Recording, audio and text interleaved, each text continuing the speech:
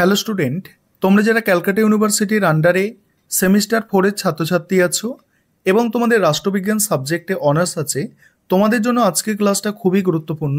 আজকের ক্লাসে তোমাদের ডিএসসিসি 7 পেপার থেকে দুটি গুরুত্বপূর্ণ 5 নম্বরের প্রশ্নের উত্তর নিয়ে আলোচনা করব। আর তোমরা যারা ইংলিশ ভার্সনের স্টুডেন্ট আছো, তোমরাও আজকের ক্লাসটা দেখো, কারণ প্রশ্নের উত্তরগুলো তোমরা ইংলিশেও পেয়ে যাবে। দেখো, প্রথম প্রশ্ন, মোস্ট ইম্পর্টেন্ট প্রশ্ন, দুটো প্রশ্নই মোস্ট ইম্পর্টেন্ট। প্রথম প্রশ্ন, প্রাচীন ভারতীয় রাষ্ট্রচিন্তার বৈশিষ্ট্যগুলি আলোচনা করো। প্রাচীন ভারতীয় রাষ্ট্রচিন্তার সূচনা আনুমানিক 2000 খ্রিস্টপূর্বাব্দে হয়। এই চিন্তাধারা প্রধানত বৈদিক সাহিত্য, ধর্মসূত্র, রামায়ণ মহাভারতের মতো মহাকাব্য, বৌদ্ধ ও জৈন ধর্মগ্রন্থ এবং কৌটিল্যের অর্থশাস্ত্র দ্বারা প্রভাবিত। এই চিন্তার তাত্ত্বিক ব্যাখ্যা ও বাস্তববাদী বিশ্লেষণের সমন্বয় দেখা যায়। প্রথমত কি বলা হচ্ছে, দেখো, রাষ্ট্রচিন্তাবিদরা বাস্তব সমস্যা বিশ্লেষণে গুরুত্ব দিলেও তারা রাষ্ট্রের তাত্ত্বিক কাঠামোকেও উপেক্ষা করেননি। দ্বিতীয়ত কি, চিন্তায় সুসংবদ্ধতা ও ধারাবাহিকতার কিছুটা অভাব দেখা যায়। তৃতীয়ত, ধর্ম ও নীতিবোধ রাষ্ট্র পরিচালনার অন্যতম ভিত্তি হিসাবে বিবেচিত হয়েছে। এছাড়া রাজতন্ত্র ছিল মূলত রাজনৈতিক কাঠামো, তবে ব্যক্তির স্বাধীনতা সম্পূর্ণ নষ্ট হয়নি। চতুর্থ, প্রাচীন ভারতীয় রাষ্ট্রচিন্তা রাজনীতি ছাড়াও অর্থনীতি, সমাজ, সংস্কৃতি, ন্যায়নীতি ও পররাষ্ট্র নীতি নিয়ে বিস্তৃত আলোচনা করেছে। রাজনীতির একটি স্বতন্ত্র শাস্ত্র না হয়ে সমাজ জীবনের সঙ্গে একীভূত ছিল। পাশাপাশি বর্ণ ও জাতিভেদ প্রথার সমর্থনও লক্ষ্য করা যায়। যদিও এই চিন্তার কিছু সীমাবদ্ধতা ছিল, যেমন প্রামাণ্য উৎসের অভাব ও ব্যাখ্যাগত অস্পষ্টতা, তবুও এর ঐতিহাসিক গুরুত্ব অপরিসীম। আধুনিক অনেক ভারতীয় রাষ্ট্রচিন্তাবিদ এই ধারা থেকে অনুপ্রাণিত হয়েছে। আজকের ক্লাসের দ্বিতীয় মোস্ট ইম্পর্টেন্ট প্রশ্ন, মধ্যযুগীয় রাষ্ট্রচিন্তায় আবুল ফজলের অবদান আলোচনা করো। এবারে তোমরা এই প্রশ্নের উত্তরটা বুঝে নাও। এই প্রশ্নের উত্তরটা আলোচনা করব, তার আগে যে বিষয়টা তোমাদের বলার আছে, তোমাদের জন্য অনলাইন কোচিং ক্লাস চলছে। তোমরা যারা পেড ব্যাচে অ্যাডমিশন নিতে ইচ্ছুক আছো, নিচে যে নম্বরটা দেখতে পাচ্ছ, এই নম্বরে যোগাযোগ করে পেড ব্যাচে অ্যাডমিশন নিতে পারো। তোমাদের সেমিস্টার 4-এর সিলেবাস কিন্তু অনেক বেশি, 4টে ডিএসসিসি পেপার পড়তে হবে।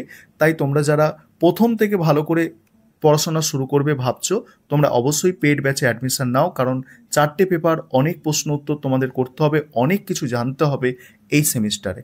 ঠিক আছে, সময় কিন্তু খুব কম। এবারে তোমরা এই প্রশ্নের উত্তরটা বুঝে নাও। সমগ্র মুঘল যুগের শ্রেষ্ঠ গ্রন্থাগার আবুল ফজল 1550 খ্রিস্টাব্দে আগ্রায় জন্মগ্রহণ করেন। তিনি ছিলেন একাধারে ঐতিহাসিক, দার্শনিক, পণ্ডিত ও রাজনীতিবিদ। তিনি উদার মনোভাব সম্পন্ন এবং তার রচনাশৈলী ছিল অপূর্ব।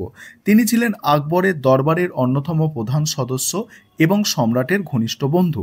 তিনি আকবরের রাজত্বকালের ইতিহাস লেখা শুরু করেন। তারপর কি বলা হচ্ছে, দেখো, আবুল ফজলের অবিস্মরণীয় গ্রন্থদ্বয় আকবরনামা এবং আইনি আকবরী মোগল যুগে, বিশেষত আকবরের সময়কালে সর্বাপেক্ষা মূল্যবান গ্রন্থ। আকবরনামা 3টি খণ্ডে বিভক্ত। প্রথম খণ্ডে তৈমুর থেকে হুমায়ুন পর্যন্ত মোগল রাজবংশের ইতিবৃত্ত বর্ণিত হয়েছে। দ্বিতীয় ও তৃতীয় খণ্ডে আকবরের রাজত্বের প্রতিটি ঘটনা ছাড়াও এই সব ঘটনার পশ্চাতে যেসব কার্যকারণ ক্রিয়াশীল তাদের বর্ণনা করা হয়েছে। সেই জন্য দ্বিতীয় ও তৃতীয় খণ্ড আকবরের রাজত্বকাল সম্বন্ধে জানার জন্য অত্যন্ত গুরুত্বপূর্ণ। এই দুই খণ্ডের লেখায় আকবরের শাসনকালের প্রথম বছর থেকে 46তম বছর পর্যন্ত 1602 খ্রিস্টাব্দ পর্যন্ত সময়ের ইতিহাস লিপিবদ্ধ করেন। আকবরনামায় শাহজাদা সেলিম ও তার ভ্রাতাদের প্রথম জীবনের চিত্তকর্ষক বিবরণ আছে। এবার দেখো, 1206 খ্রিস্টাব্দে আবুল ফজল নিহত হলে এনায়েত উল্লাহকে এই মহাগ্রন্থ সমাপ্ত করতে বলা হয়। কিন্তু এনায়েত উল্লাহ আবুল ফজলের মতো শিল্প দক্ষতা, নিজ অভিজ্ঞতা বিবৃত করার মতো আত্মবিশ্বাস এবং সর্বোপরি সমালোচকের দৃষ্টিতে বিচার করার সাহস, এই সব কিছুই ছিল না। ফলে তিনি আবুল ফজলের আরাধ্য কর্ম সুসম্পন্ন করার দায়িত্ব পালন করতে সম্মত হননি। তবে আবুল ফজলের রচনার মান যতই উচ্চ হোক না কেন, তার বিরুদ্ধে সাধারণভাবে ইউরোপীয় ঐতিহাসিকগণ স্তবকতা ও মুনিবের মর্যাদাহানিকর সমস্ত তথ্য গোপন করার অভিযোগ উত্থাপন করেছেন। আবুল ফজলের রচিত আইনি আকবরী 3টি খণ্ডে বিভক্ত আইনি আকবরীকে মুঘল সাম্রাজ্যের সরকারি সংবাদ কোষ বলা হয়। এই গ্রন্থ থেকে মুঘল সাম্রাজ্যের প্রশাসনিক ব্যবস্থা ও প্রাতিষ্ঠানিক সংবাদ জানা যায়।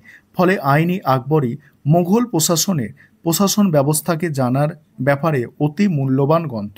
বহু প্রশাসনিক বিধি ও ব্যাখ্যা ছাড়াও সরকারি বিবরণ থেকে সংগৃহীত কিছু অদ্ভুত অজস্র পরিসংখ্যানগত সমীক্ষা, রাজদরবারের বর্ণনা এবং সমগ্র শাসন প্রণালীর বিশ্লেষণের বিবরণ পাওয়া যায়। এই ছিল তোমাদের 2টি গুরুত্বপূর্ণ প্রশ্নের উত্তর। এবার তোমরা যারা ইংলিশ ভার্সনের স্টুডেন্ট আছো, তোমরা প্রশ্নের উত্তর 2টি দেখে নাও। এবার তোমরা যারা ইংলিশ ভার্সনের স্টুডেন্ট আছো, তোমরা প্রশ্নের উত্তরগুলো দেখে নাও। দেখো, এটা প্রথম প্রশ্নের উত্তর আছে, আমি স্ক্রল করে যাচ্ছি, তোমরা দেখে নাও। আর এটা দ্বিতীয় প্রশ্নের উত্তর। তোমরা যারা ইংলিশ ভার্সনের স্টুডেন্ট আছো, তোমরাও চাইলে আমাদের পেড ব্যাচে অ্যাডমিশন নিতে পারো। দেখো, প্রশ্নের উত্তরগুলো দেখে নাও।